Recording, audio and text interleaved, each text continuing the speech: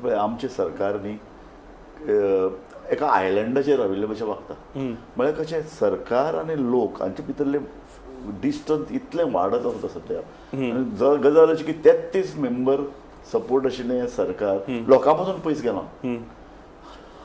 आंदोलनां गोंयभर चल्ल्यात. कित्याक चल्ल्यात? कारण लोकांक दिसता की आपल्याली उवेखणी जाता, आपल्या कडून पेल्यान उडयल्यात.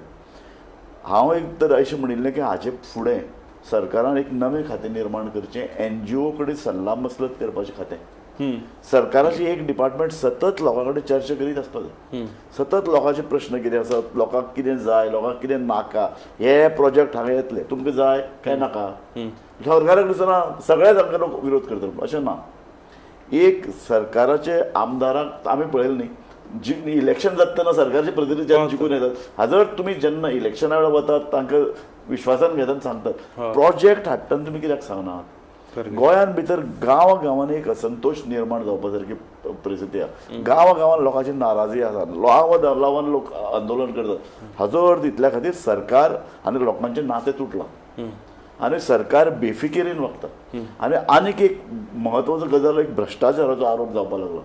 तो असो की खंयचेय प्रोजेक्ट हाडले ते ताकतिकेन फुडें व्हरप, ताजेर समजा 2 कोटी खर्च जावपा आसा, 25 कोटी दाखोवप, थंय आनीक धुळधाण करप, ते 5-5 वर्सां लोकांचो विश्वास बसना. विश्वास बसना.